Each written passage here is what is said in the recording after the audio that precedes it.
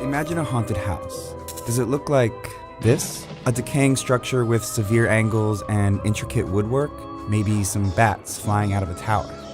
This is the Victorian Mansion. Its ghostly presence traces back to paintings like this one from the 1920s, artist Edward Hopper's House by the Railroad, which shows an old Victorian house abandoned and isolated. So why do we associate this house with death? The later part of the Victorian era, named after England's Queen Victoria, was known as the Gilded Age in America. It followed the bloody American Civil War and was simultaneously an era of rampant income inequality, political corruption, and industrialization that helped create a new wealthy class. And the choice home for the nouvelle riche, or new rich, was the Victorian. It was the McMansion of its time, a gaudy and unbalanced monstrosity that showed off the wealth of certain American families. Borrowed from medieval Europe's Gothic architecture, these houses were designed to be imposing and make a statement. They were a mismatched combination of towers and turrets, ornate gingerbread trim, and sloped, bloated roofs called the mansard roof, which drew from the French imperial style. Inside was a maze of rooms like parlors, drawing rooms, libraries, and observatories. Places that were often unoccupied with the curtains drawn to keep out sunlight, which could damage the clutter of heavy, expensive furnishings. Spooky, right? Late 19th century wealthy Americans wanted to emulate Europe, but after World War I, that changed, as the American vision turned toward progress and innovation. Modern architects ushered in an era of clean lines and simplicity as the new hallmark of taste. The Victorian, in comparison, became an antiquated symbol of excess, whose architectural style was described as grotesque, and the mansions were called mongrel types, desecrating the landscape. Critics of the time began to associate the houses with death, offensive reminders of the troubling Gilded Age. These houses slowly became an unwelcome presence, and eventually the wealthy owners moved on. And when the Great Depression swept across the country in the 1930s, a lot of the houses were abandoned or became boarding houses for the working poor.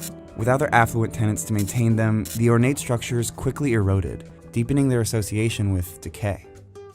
Enter Charles Addams, a cartoonist working for The New Yorker who introduced the world to the Addams Family, a reclusive collection of ghouls who are morbidly antisocial and mysteriously wealthy. A toast to the glorious mysteries of life, to all that binds a family as one, to mirth, to merriment, to manslaughter.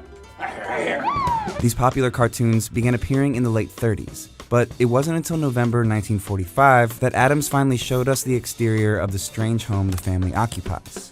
It was the Victorian. The Addams family was a dark perversion of the ideal American family, and their mansion represented that. Charles Addams later said in an interview that he chose it because Victorians are just better for haunts. It was here that the Victorian became permanently associated with horror. The Victorian Mansion died over 100 years ago, and now serves as an immediate signal to audiences. There's something not quite right about this house. So to get started drawing your haunted house, you'll need a piece of paper, a pencil, probably a ruler, and then we have some drawing guides that you can use for inspiration. This is one way you can draw a haunted house. We have another version, a few more details that you can look at, and then some full pictures of different haunted houses.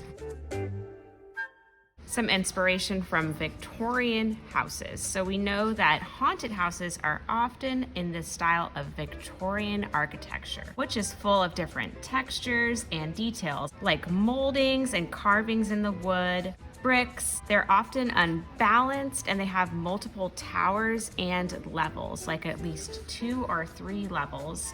And the rooms are like mazes. Victorian homes are not just like one square and a triangle for the roof. They are full of detail, lots of windows, different levels, different points and heights on the roof. So think about what you would like to include in your own version of a Victorian haunted house. There's also this version of how to draw a haunted house, which goes through it step by step and shows you which details to add. You can choose what to include and what not to include in this. Maybe this one might be more helpful for you if you're a little bit stuck on how to get started drawing. This is a tracer that you can use if you'd like help in starting drawing your haunted house. So with this, you'd want to put it about in the middle of your paper. The wider part is the top. So if we look at this packet, it's kind of like this shape right here. So you could trace this with a pencil. And then you could go ahead and add different towers and points to the roof. You can erase some of the tracer if it doesn't work for you, or you can totally follow this how to draw a haunted house guide. This is up to you. You are the artist. But we do want to include some details of Victorian architecture in our haunted houses. So the first thing you want to do is write your name on the back of your paper. Remember to write your room number and the letter of your group. So let's say you're in 402A. You would write 402A. Then flip it over, and this will be the side that we'll draw our haunted house on. For my haunted house, I'm going to follow this guide. Now remember, yours doesn't have to look just like this. So I'm starting here with this shape that has a point, and that's going to be part of the front of the house. And then I'm going to add shapes along the sides to the roof area and continue to add towers behind it so that it looks more like a Victorian architecture, because we learned that towers and different levels are one thing that set Victorian architecture apart. When you're drawing, it's important just to draw lightly and sketch out the shapes that you want. Notice that my lines are kind of rough and they're not perfect. So I know that I'm going to go back over them and correct them a little bit. And that's why I don't want to press down too hard with my pencil. So I'm just sketching out the basic shape, and then I'll go back and make my lines darker and correct anything that I need to.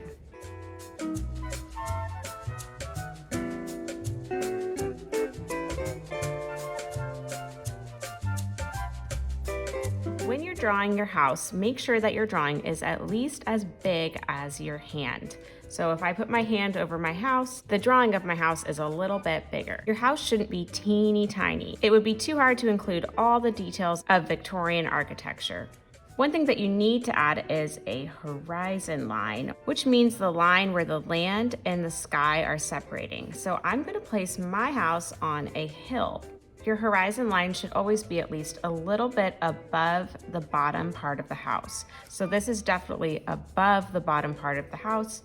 Back here, it's just a little bit above. You wouldn't want to put your horizon line down here, because then you would have a floating haunted house. And now that I've drawn the horizon line, I could decide to just make it come out to the edge of the paper.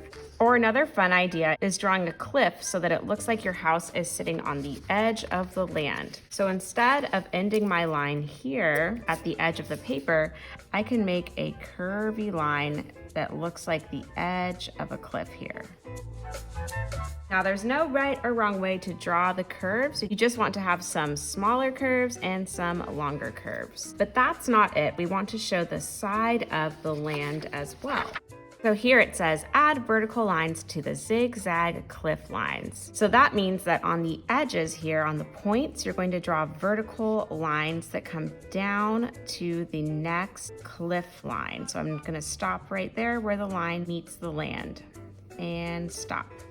Then you can add some texture in there to show that it's rock or dirt, and I'm just using some little dashed vertical lines here to show texture. Another thing to think about is a pathway leading up to your house. Now, if our house is up on a hill a little bit, look at the size of the door that you drew. The door is pretty small. Your pathway shouldn't be really large when you get up to the house. So we want to show a little bit of perspective here. So if I'm drawing a curvy line for my path, it should be very small when I get near the house. It shouldn't come out this wide. That just wouldn't look realistic. So we want to make it small, and then it's gradually getting wider towards the edge of our paper. That's going to show a little bit of perspective and make it look like our house is sitting back a bit from the front of the picture. Now that I've drawn my basic house shape, I can go through and erase some pencil lines that I don't need. I drew this awning that goes over the front of the house, and I didn't need the pencil line that was going through it. And that's why it's really important to draw lightly so that you can erase the lines that you don't need. Another thing to think about is the moon or stars in the sky. So I'm going to draw a large full moon that's kind of behind the house. So I'm just drawing a circle that stops at the edge of the house.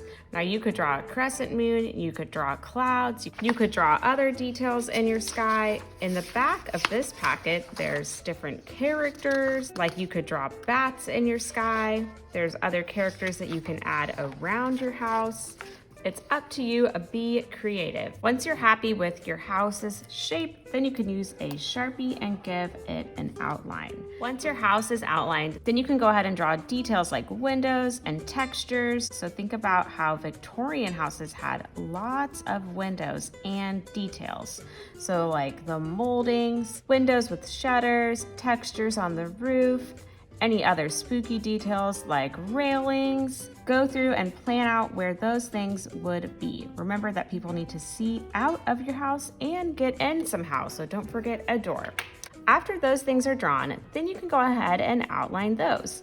For mine, I'm using a thin Sharpie because these are the smaller details of the house. For textures, I could use little curved lines to show the texture of wood. You could use vertical lines to show planks of wood. A window with shutters could be like a rectangle, and then the panes in the middle, which are the lines that crisscross, and then shutters that come out.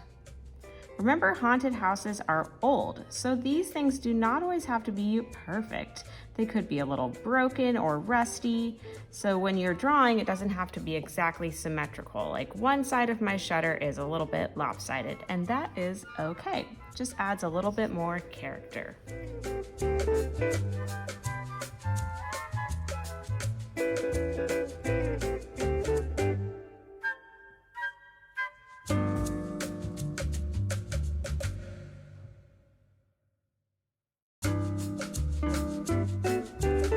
Adding details to your house, you can use the texture example pages to look for ideas on how to show the texture of the house. The more textures you add, the more realistic your house will look. Think about what the material is. Victorian homes were mostly made out of wood, so you can look at the different lines to show patterns in the wood. You could do some stones if you'd like. You could show the texture of grass on the ground. You could add some bricks or rocks. It's up to you, but make sure that you're also adding visual texture by drawing lines and shapes to show what the materials are.